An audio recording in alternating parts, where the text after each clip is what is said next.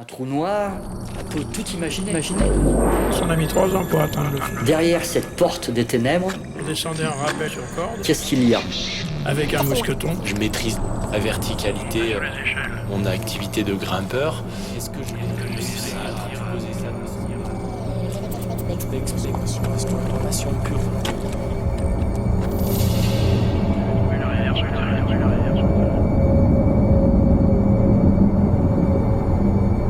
Il y a tout ce qu'il faut dans le gouffre berger. Hey, for you guys, take one moment, look at the overhead windows on Discovery.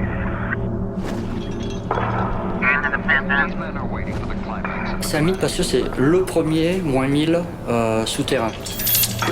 On part pour un push non-stop, plus de 20 heures sous terre. On va presque faire une descente d'éboulis de montagne mais sous terre. NTA out.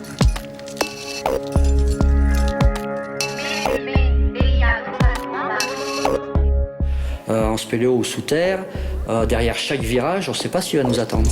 C'est la découverte en permanence aussi. De l'exploration pure. Et c'est l'inconnu, quoi.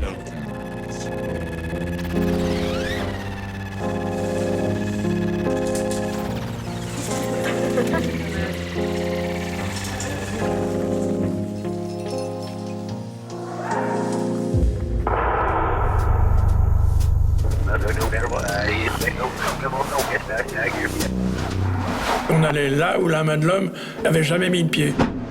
Comme le premier pas sur la Lune, Chaque détour de galerie, chaque nouvelle grotte, c'est un nouvel univers, quoi.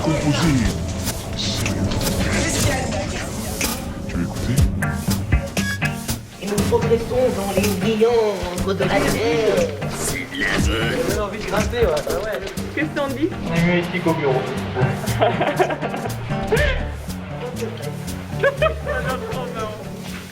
c'est la joie la plus intense, c'est de descendre ce puits-là en première. Ce qu'on peut appeler l'extase totale du spéléo. Parle bien, Serge.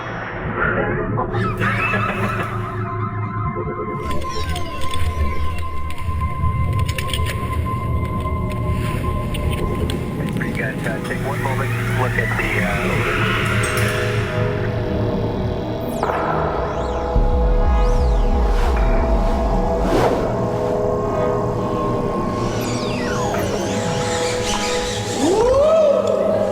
On fabriquait le matériel, oui, avec nos sous. Les échelles et les cordes. Trouver des vieilles cannes de ski, couper les tubes pour faire les barreaux, puis du câble. Il n'y avait pas de descendeur, c'était un anneau de corde avec un mousqueton. NTA out. Il fallait des gants pour faner la corde qui était lisse et pleine de glaise. Okay, Ronnie, I'm ready to start motion station 4. We will let you know when we think that the NTA is out of the truck. À l'époque, ils voyaient à 2 mètres devant leurs pieds. Ça devait rendre des explorations encore plus compliquées.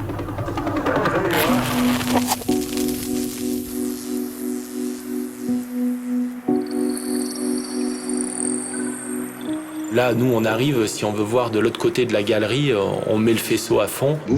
Ça nous permet de voir à plusieurs dizaines, voire plusieurs centaines de mètres.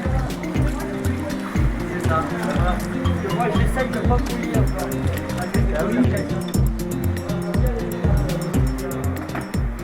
Et j'ai fait l'expérience d'éteindre ma frontale et de plus bouger pendant quelques minutes. Et c'est vrai que là, d'un coup, il n'y a aucun bruit, aucun son, aucun sens ne fonctionne en fait.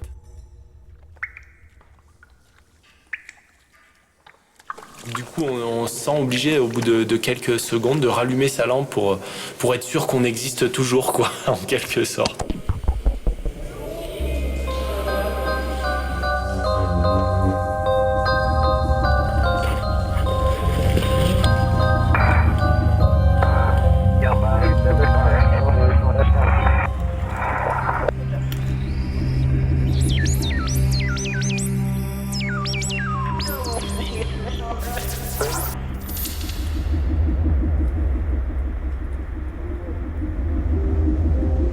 Please let us know if you have any questions or need any help. We We promise to do everything we can to make sure you have a safe, comfortable flight, not least of which is ending this speech now. Thanks.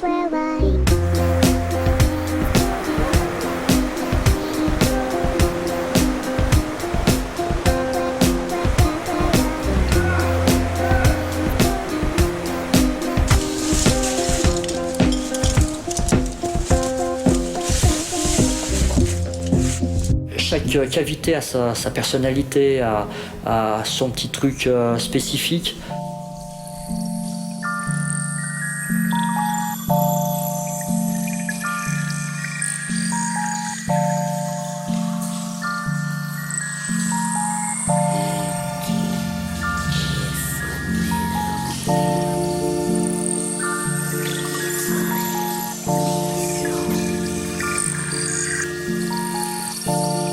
J'étais avec Fernand. Cadou et Chevalier sont arrivés dans la salle des 13. Tout est gigantesque. Où il y a des grands bassins.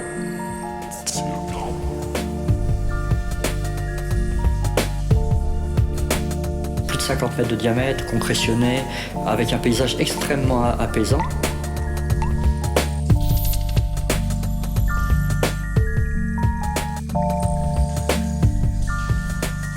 Ils ont pris des morceaux de carbure, ils ont allumé les morceaux de carbure, on a vu cette salle qui est magnifique.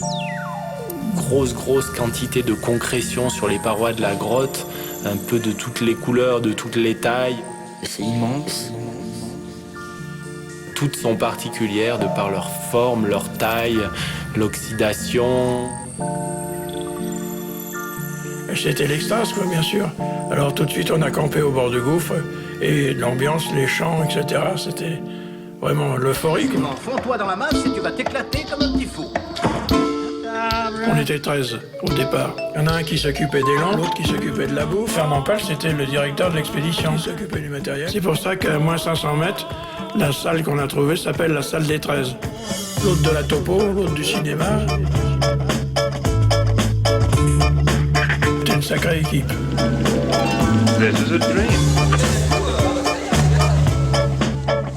Au travers de leur récit d'expédition et tout, ça donne vraiment C'est envie. un peu émouvant.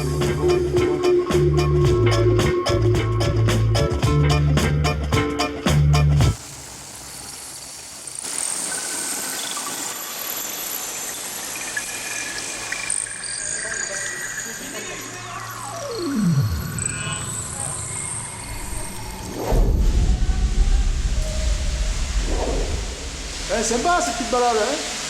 Hop, petit écart.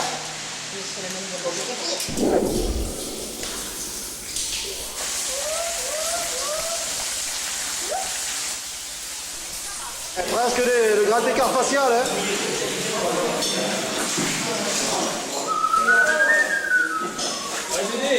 Dédé, sans les mains, Dédé, maintenant. Dédé, essaie de s'en mettre par tous les moyens. À moins 640, on attaque la rivière, où la roche est beaucoup plus noire, plus resserrée, où on sent l'engagement, où là il faut être avec l'eau.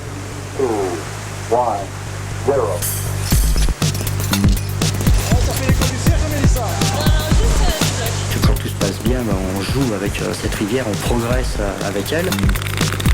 Des cascades qui font plus de 20 mètres ou presque 30 mètres même de hauteur, où il y a le grondement de la cascade, la résonance de la cascade.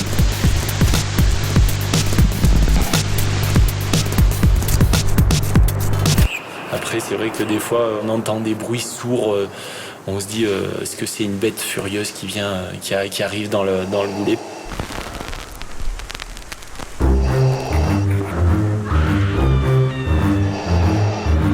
Non, là, c'est Serge Caillot qui arrive. Bon, c'est pas loin d'être une bête furieuse non plus, mais... C'est quoi ton problème?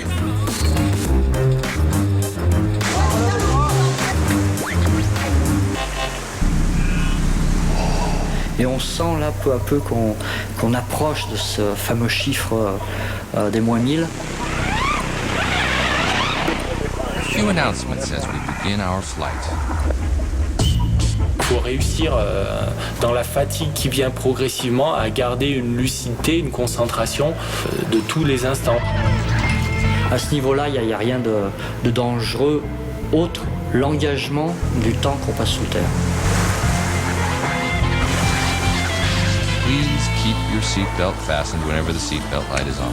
To be safe, we recommend your seatbelt stays fastened whenever you're in your seat, just in case there is unexpected turbulence. And please comply with instructions from the in-flight team with regard to the fastened seatbelt signs.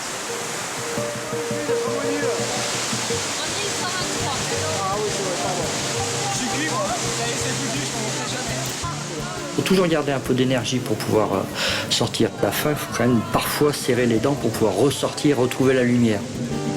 D'après les géologues, on dit qu'on a trouvé même pas 10% des capacités de découverte et d'exploration du monde souterrain. On peut dire quand même qu'en France, chaque année, il y a plus de 50 km de galeries ou de conduits qui sont découverts.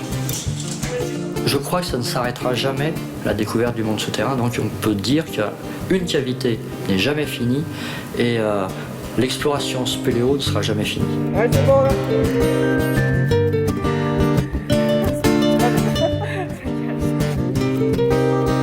Allez, viens, montre-nous comment un spéléologue remonte le corps.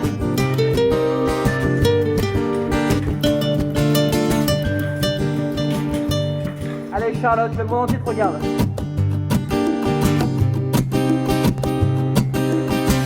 On a une mec dans les bacs. Ah oui, aller-retour.